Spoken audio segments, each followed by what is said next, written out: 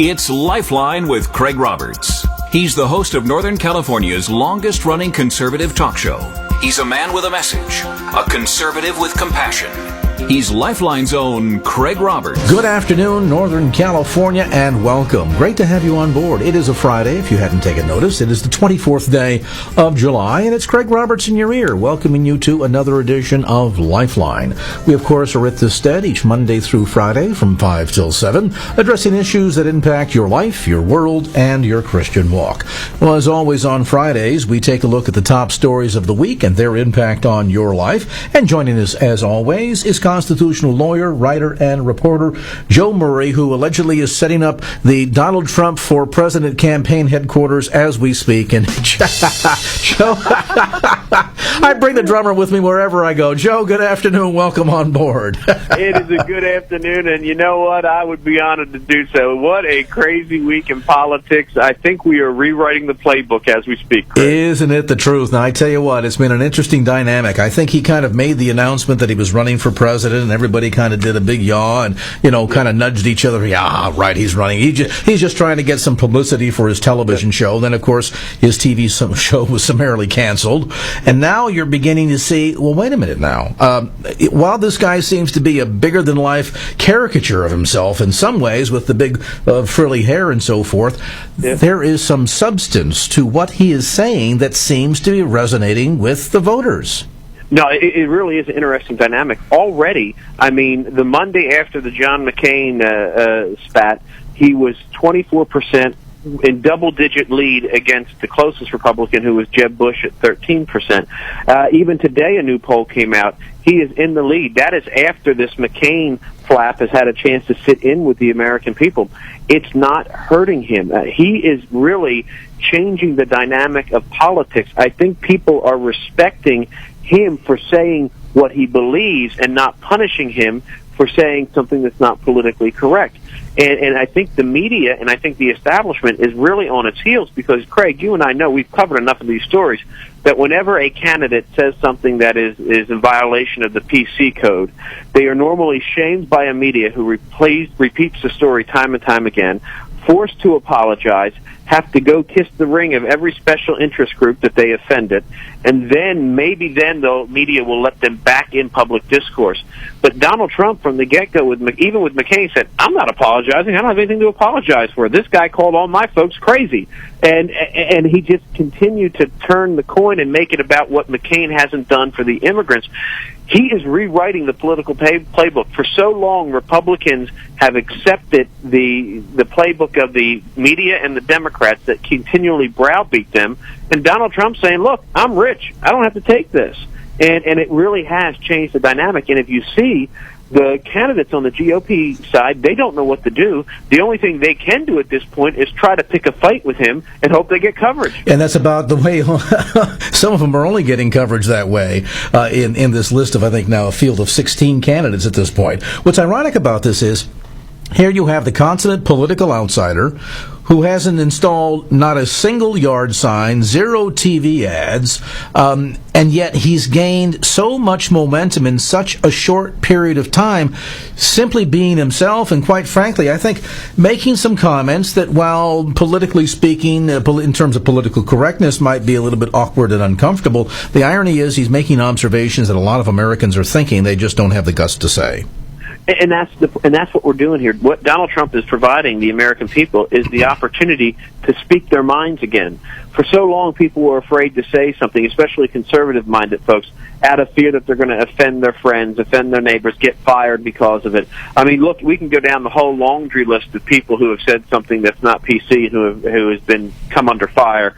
And you look at what Donald Trump is doing, he's kind of giving them refuge. And it seems like every time the media tries to do the old dynamic of Donald Trump says something outlandish and they try to sentence him with it, the people rally to him and he gets stronger. Instead of getting weaker, he's getting stronger. And it's a dynamic that the media doesn't know how to handle. They don't know how to cover this. They tried to make light of it, saying that it's a joke, but this campaign is not a joke. This campaign is gaining steam. I mean, he's already at 24% in that one poll. Mitt Romney only topped out at 25, and that was in the middle of the campaign. I mean, he's at 24%. He's only been declared candidate for a month and a half. And you have all of these establishment candidates who have been in political office for years and years and years, have great political capital in some regards that they are spending now in an effort to try and gain national attention as a bid for the presidency. And the irony is, the last poll I saw, he was fully 10 points ahead of anybody else.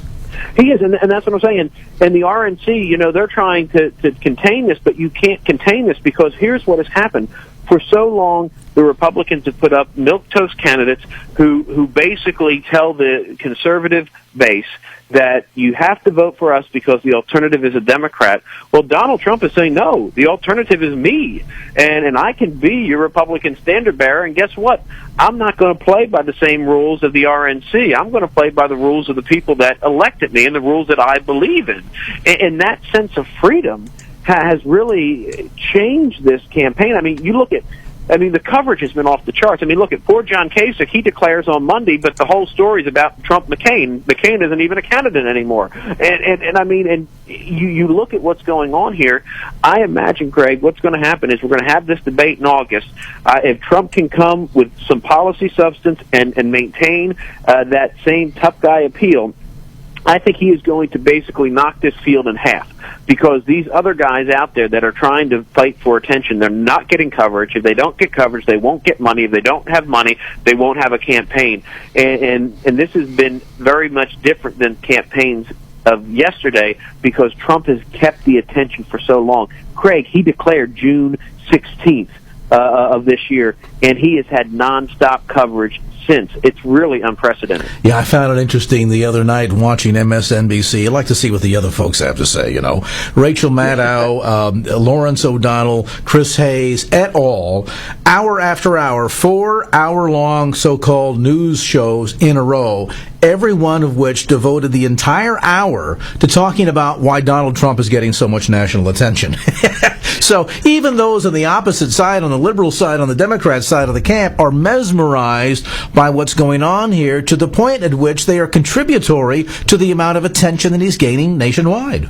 And it is. I mean, and some of these liberal Democrats are kind of frothing at the mouth, thinking, oh, we hope Donald gets the nomination. It'll be a cakewalk. It'll be a cakewalk. But what they don't understand is that there are a lot of blue-collar Democrats, those Reagan Democrats. I know the Republican Party hasn't seen them in a very long time, but these are the blue-collar guys that have seen their jobs shipped overseas. They've seen the country they live in change dramatically.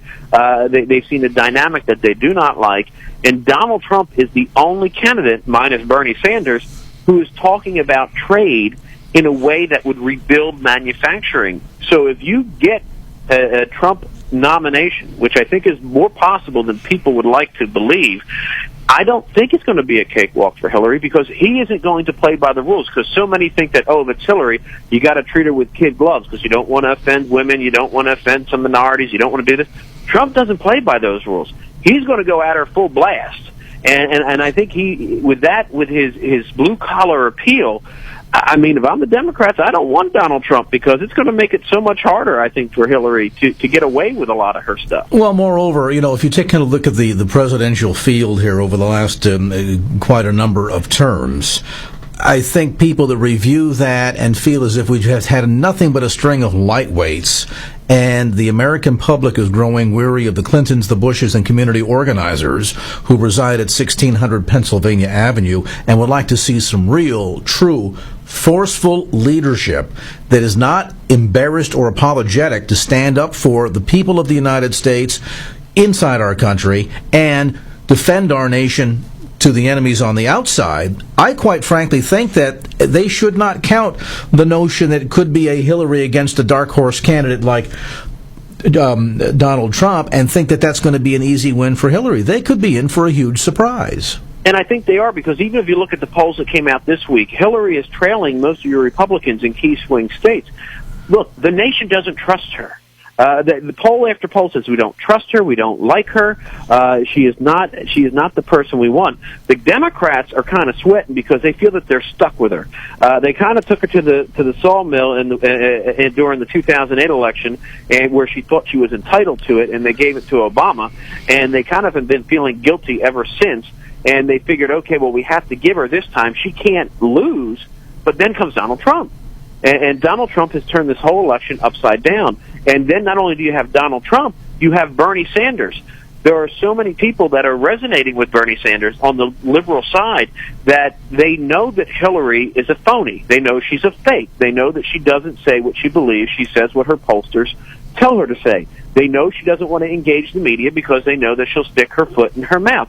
So she is being very sheltered. But by being sheltered and by being standoffish, you have Bernie Sanders, who is a straight talker too, going out there getting tens of thousands of youth and kids and folks coming out to support him. We saw this before, Craig, and it was in 2008, but it was Barack Obama who was doing this.